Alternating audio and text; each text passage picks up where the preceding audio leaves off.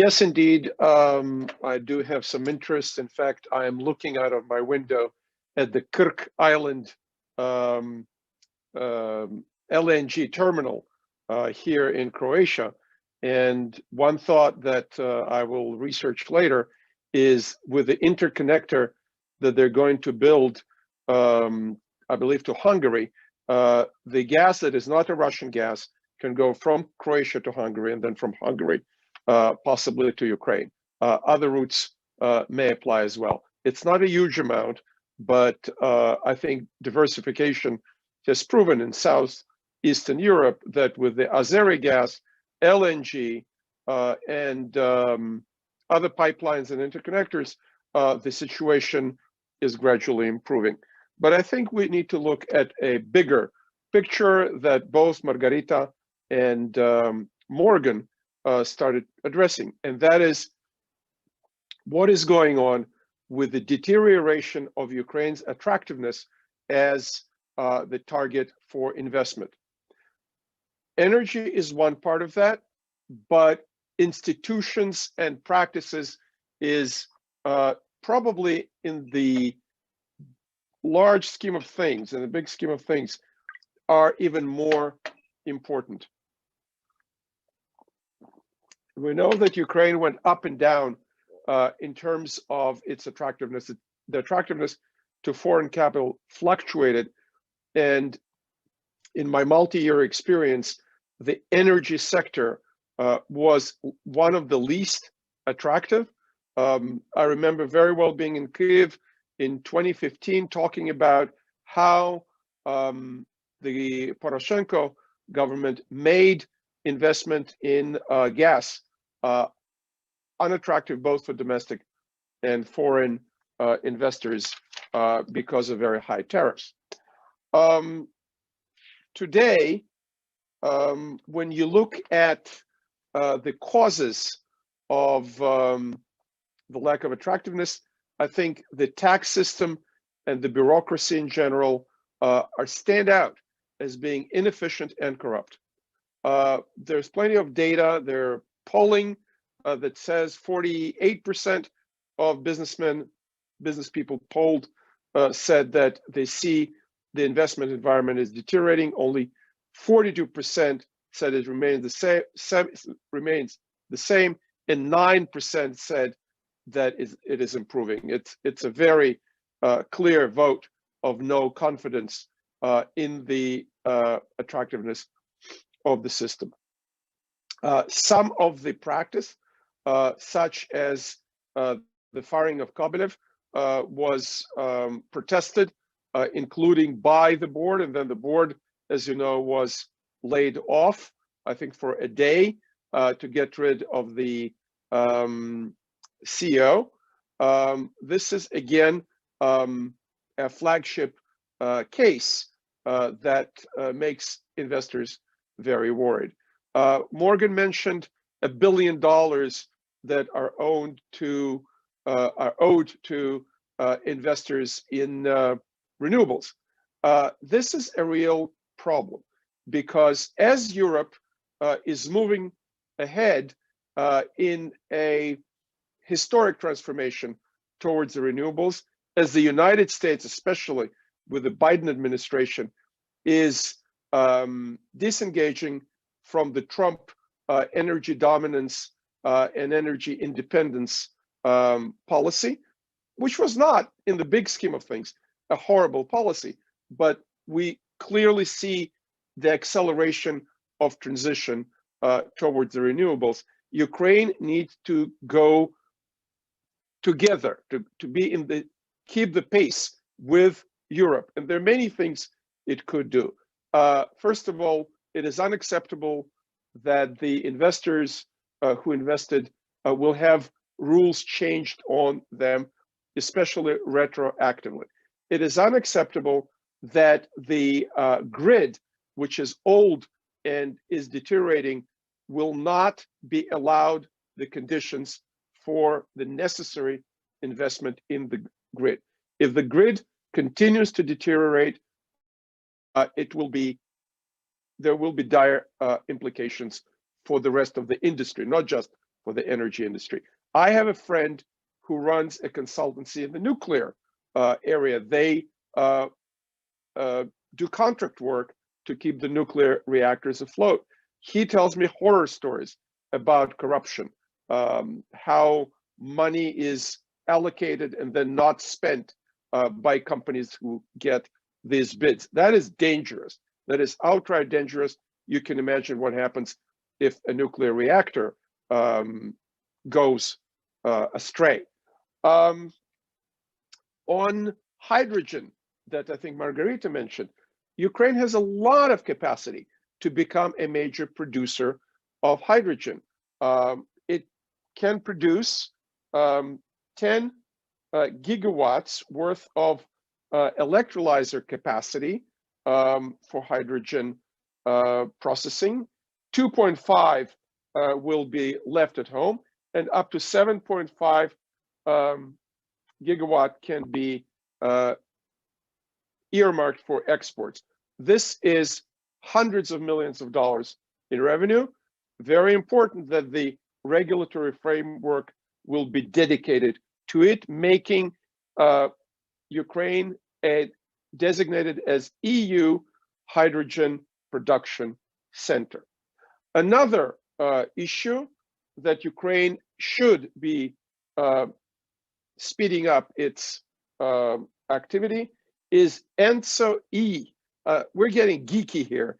ENTSO-E is moving Ukraine to the Europe standard of electricity, and the technical and the regulatory reform that goes with it will allow a very important strategic step forward, disconnecting from the Russia-Belarus electric grid and system and connecting and integrating to Europe, making, in a regulatory sense, in the cooperation sense, in having the flow of energy back and forth, Ukraine, part of Europe, as the Baltic states have done already. Overall, Ambassador Herbst, how are we doing on time there? John? Yeah, 2 minutes. Okay, great. Overall, we see the absolute necessity for Ukraine to fight corruption, including to boost confidence in the legal system. I remember being on a plane to Kiev talking to a professor of Kharkiv Law Enforcement Academy, a lawyer who was doing her several months of stażировка, of professional development in the United States. So as a lapsed lawyer, I struck a conversation with her. So how are the students, what are they coming to the profession to do? And this was good 10 years ago. And the lady gave me an answer which I found shocking, as somebody who studied law in the West, in Israel. She said, they come as innocent and idealistic students at the age of 18 after high school, and within 1 year, they start amassing information. What do they need to do to be in the prosecutor's office or in a judgeship position, to make money from their position, to milk their position in order to take bribes? How much can they charge to close a file? How much can they charge to open a file? An absolutely horrifying, cynical approach if you think about a 19 or 20 or 22-year-old then graduates and goes into the system to serve justice? No, to enrich themselves by controlling the levers of the justice system.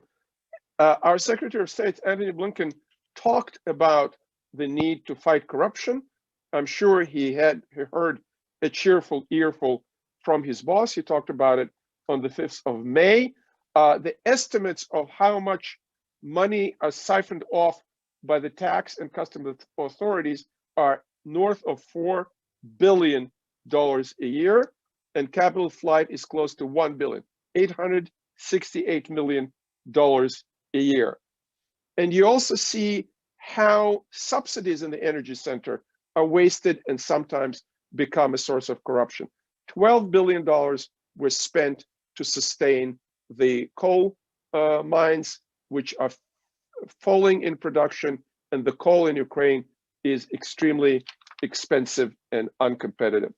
To conclude, I think the US and Europe can coordinate our policies in terms of keeping the pressure on the Zelensky administration, on the cabinet, on the civil service in Ukraine, because there's no other way. If Ukraine does not become an attractive investment magnet, as Zelensky used to say when he was first elected, the Mecca for investors for Europe, without that, our strategic battle to keep Ukraine independent, economically viable, and standing up to its neighbors who challenge its sovereignty, our struggle will be more complicated than ever before.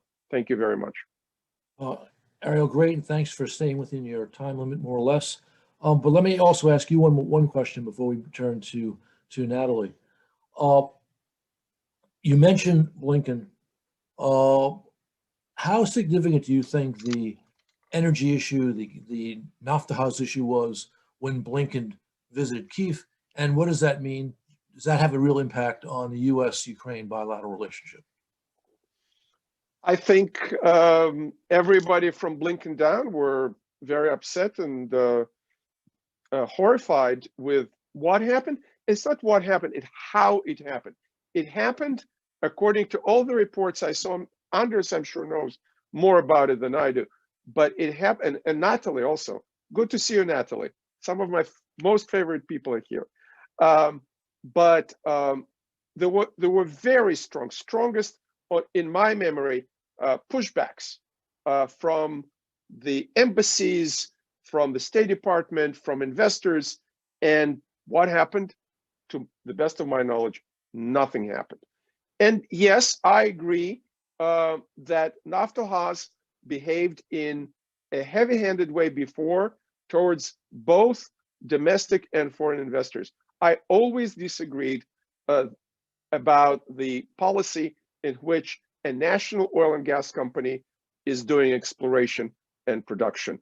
For 20 years of my writing on energy, Russia, Middle East, Ukraine, I do believe that a company can be a regulatory body. It can license, it can regulate, it can set up standards, but the actual economic activity should be done by the private sector.